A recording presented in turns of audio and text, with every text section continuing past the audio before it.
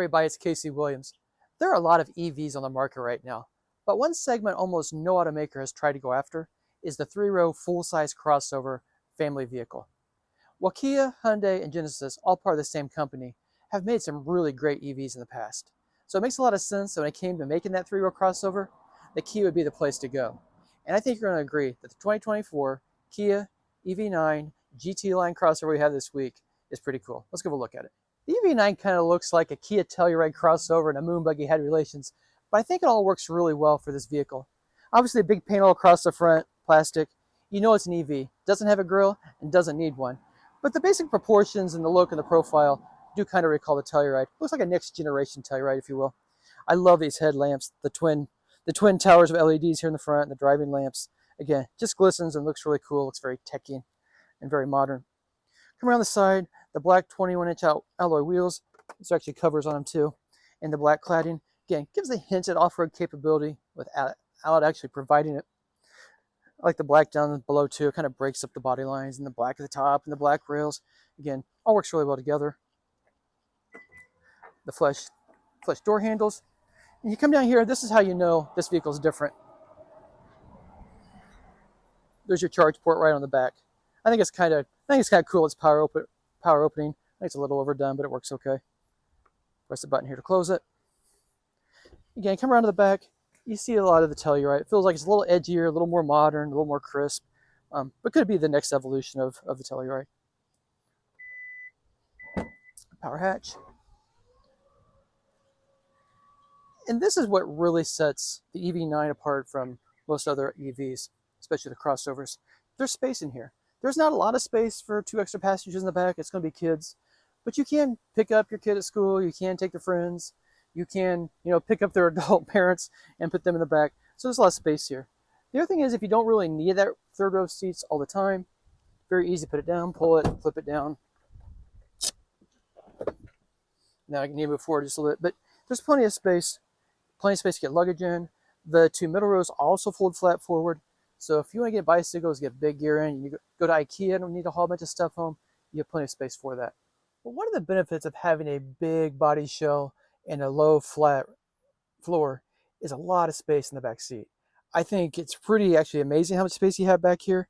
So much space, in fact, these seats have leg rests that come up. So that's cool. This seat has one. In fact, the 2 front seats also have leg rests that can come up. So if you're at a charge port and you're waiting for a few minutes while the vehicle charges, driver can slide their seat back, relax for a few minutes, and it's actually very nice. But there's a lot of space back here. So if you actually were taking a long drive, I think you'd be very comfortable. Also a little table that comes out here, slides out, you got a tray. Put your hamburgers, put your drinks on here, whatever you want. Also have cup holders here. And I like the sunroof. This has the twin panel roof. There's a small one in the front. We also have the big panoramic glass roof here in the back. The automatic climate controls are here for the rear seats. And again, these seats are just really comfortable. These are actually heated and ventilated in the back. Headrests are very just sweet and comfortable. I love sitting back here. So again, there's not a lot of space in the third row seat, but I think the second row captain's chairs are pretty impressive. Let's move up front. You wouldn't really think of Kia as being a luxury brand, but when you come inside, I think you can pretty easily convince yourself of it. And it really just starts with the overall design of it. It is very high tech, but it's also very easy to use, and I like the materials and the way everything's done. It's a very designed vehicle. 12.3-inch touchscreens, 2 of them, one a flat screen for the gauge cluster, one for infotainment. Again, no joy wheels. This is all pretty easy to use, very intuitive. You can wirelessly connect your phones with Apple CarPlay, Android Auto. Also have wireless device charging here in the console. Seats, very comfortable. These aren't real leather. They're faux leather, but I think it's what you want with a family. You can get them dirty, you can get them wet. You get in here with your wetsuit on, get in here after you've been hiking. It's fine. You just wash it down, wipe it out, and you're finished. Looks good. I like the style of this. There's little padded pieces here with ambient lighting behind them. Also on the doors, the same thing here on the console. So there's a lot of little design details that just feel special and just almost like it's out of a concept car almost, and works well. I like the headrests. They're netted. They're kind of like office chairs are, but actually are very, very comfortable. Just like I don't know if you've had an office chair with the netting like that, just feels great. Nice thick leather wrapped steering wheel, kind of squared off so you can see out easily. This has a heads-up display. I can see the speedometer and the safety systems projected over the hood. So very convenient there as well. This has the Meridian audio system. Sounds really good. As I mentioned, we're in the back seat. There's a sunroof up here, all suede materials. And some other details I like. I like the Nissan Ariya has this too, but I like how there's buttons that are just flush mounted here with this kind of faux wood panel. You can press the media setting, it clicks right to it. There you go. The map setting goes to navigation. But they look like, they're just flush mounted here with lights. But when you press them, you can hear them click. Volume down below, redundant temperature controls, climate control here. You've got all of your USB ports, one level down. You also got a old style cigarette lighter type power point there too. So pretty much any way you want to power your devices, you can do that. Of course, being a Kia, safety is paramount. This does have adaptive cruise control. It's got automatic emergency braking, lane keep assist, blind spot warning, rear cross path detection. Also has the lane centering steering on it. So pretty much any way you want to stay safe, this vehicle is ready for it. Well, if you're used to filling up a vehicle like the Kia Telluride, putting gas in it and driving across country without concern, the range of the EV9 may concern you a little bit, but for a vehicle like this, I think the range is really good. So this vehicle has a 270-mile range. This is the all-wheel drive version of it and the performance version of it.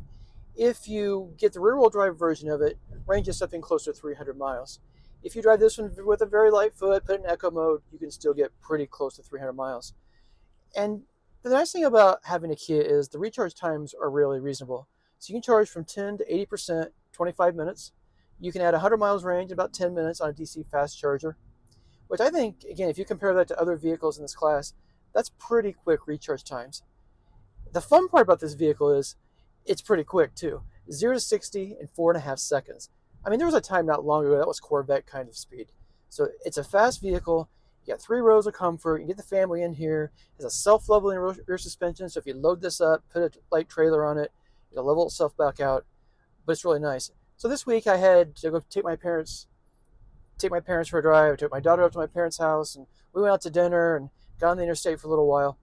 And it's just really super pleasant. It's quiet, it's smooth, plenty of power. You're not worried about range, and it's really just been a joy to drive. So if you're going to buy a large crossover, and there aren't many large crossovers out there, this is one of the rare ones. You can get 3 rows of family in here, take off, get your friends, go to the club if you want to, and it's just been a joy to have it. So depending on what you get on the EV9, you're going to think the price is pretty reasonable or a little bit on the high end. So the base EV9, this is rear drive without all the luxury features on it, starts just under $55,000. And I think if you're driving a Kia Telluride today, you'll think that's, in the ballpark. However, you get this one, the GT line with all the features on it, all-wheel drive, $78,430. But again, there's really nothing else in this class unless you're looking at BMWs, Mercedes, and some pretty high-end vehicles. So all in comparison to that, not a terrible price. Well, next week for another fun car. Until then, storm forward.